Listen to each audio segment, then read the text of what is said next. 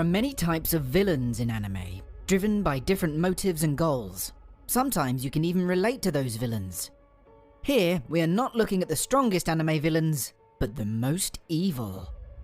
All for One is the symbol of evil, the complete opposite of All Might, the symbol of good. That already implies he has committed some serious crimes to achieve that status. His presence alone was enough to paralyze the young heroes in absolute fear. He doesn't care about world domination. He doesn't care about power. All he wants is to make All Might despair. For that purpose alone, he spent years specifically raising the child of All Might's mentor and made him the leader of the League of Villains. All for the sake of momentary satisfaction of seeing All Might's expression of despair.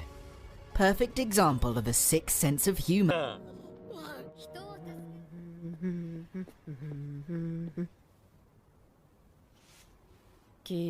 Anime can often show the bright side of a teen getting superpowers and not what could really happen. This is the excelling point of this anime, because it shows us the reality of what a teen would and could do when overwhelmed with near omnipotent power.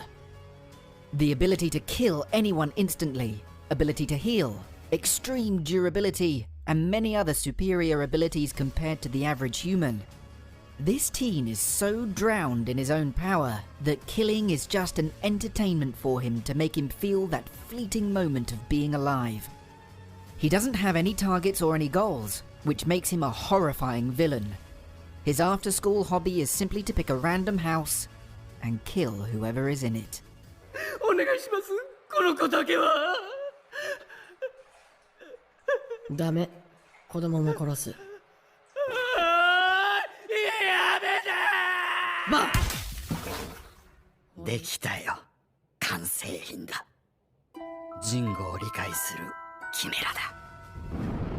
There are many excellent anime villains in FMA Brotherhood who are all far more powerful than Tucker, but I still chose him as the worst villain from FMA Brotherhood. He had very little screen time compared to other characters, and yet he managed to leave behind a bigger impression. He was so obsessed with being a state alchemist, he was willing to sacrifice his own family to achieve this goal. He appears kind and loving on the surface, but we realize his true nature when we discover that his latest chimera is a merge of his own daughter and pet dog. Turns out he had performed similar experiments using his wife in the past. Worst of all, he had no regret or remorse, even when the remnants of his daughter in this chimera attempts to protect him from Edward.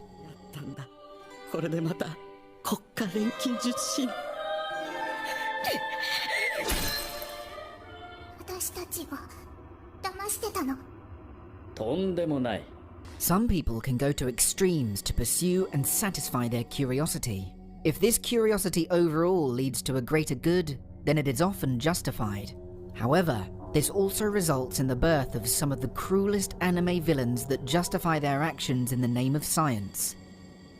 This guy is a prime example, using orphans as guinea pigs for various forms of experimentation. Even though the purpose of his experiments is to find ways to overcome the curse, it's almost as if he has lost all sense of emotions in the process of his research. He had no guilt towards destroying the lives of those children, reducing them to just slime. The real cruelty is the continued experimentation on Miti, testing the limits of her immortality with various killing strategies. My friends, it has often been said that I like war. My friends, I like war. Major is first of all leading a Nazi army, which already sets up an evil atmosphere. However, his speech was the highlight here. Not only does he describe in detail the many forms of deaths and wars he enjoys, but he goes on to explain the methods of killing that gives him the greatest pleasure. What distinguishes him from the other villains on this list is that the chaos he desires is not limited to just the enemies, but includes his own army and himself. He explains that he wants massive amounts of death on both sides, and he himself enjoys being trampled on. His enthusiasm for chaos manages to rile up his entire army so that the greatest war in history can be created. ごめんな。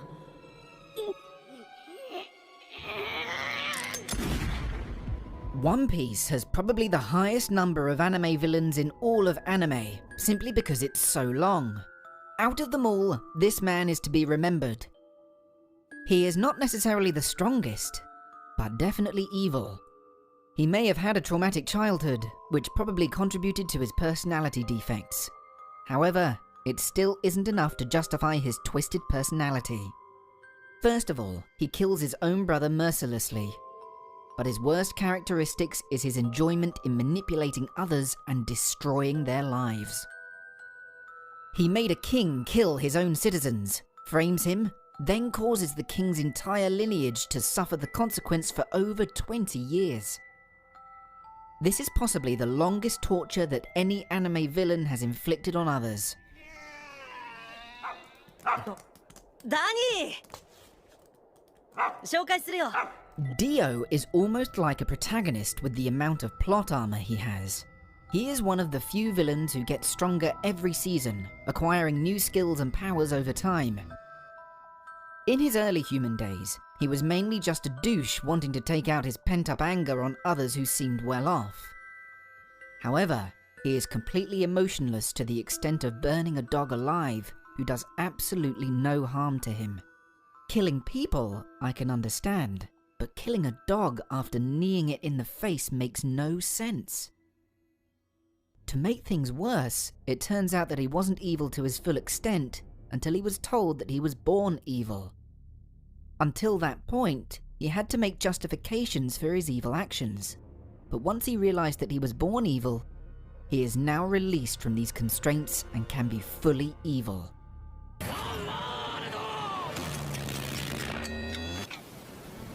Shall we put him to a little test?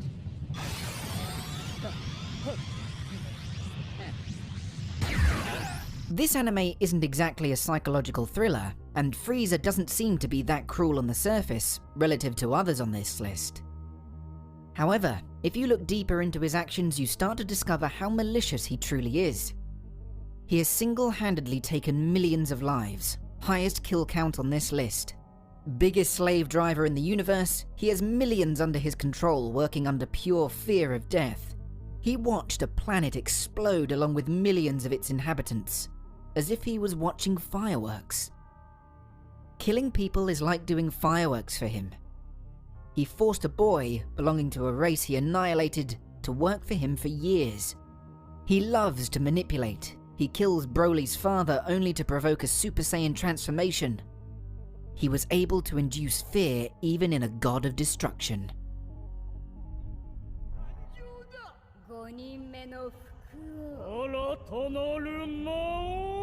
Griffith, the most surprising villain that left many viewers speechless.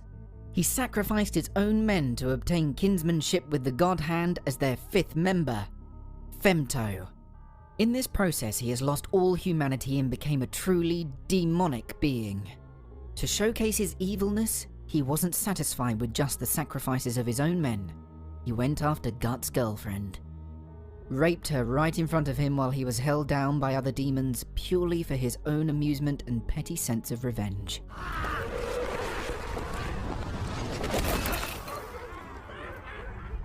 You cared for me and you restored me to life. So I feel as though you're like a father to me. Like a father? Johan is the weakest villain on this list, but one of the most horrifying. He loves to manipulate, kill, and destroy everything in his path. Most of the time you have no idea what is going on in his head. He manipulates others into becoming serial killers, and even though these serial killers are not scared of killing, they still fear his name. He is insensitive to deaths he has caused, and leaves behind chaos, and yet his existence is still not known to many. One of the most difficult decisions for a person to make is suicide, and yet he can convince people to do just that. The portrayal of how a completely sane-looking human could achieve this level of cruelty makes him, arguably, one of the best and cruelest villains in existence. All that I did was grant you your wish, Doctor.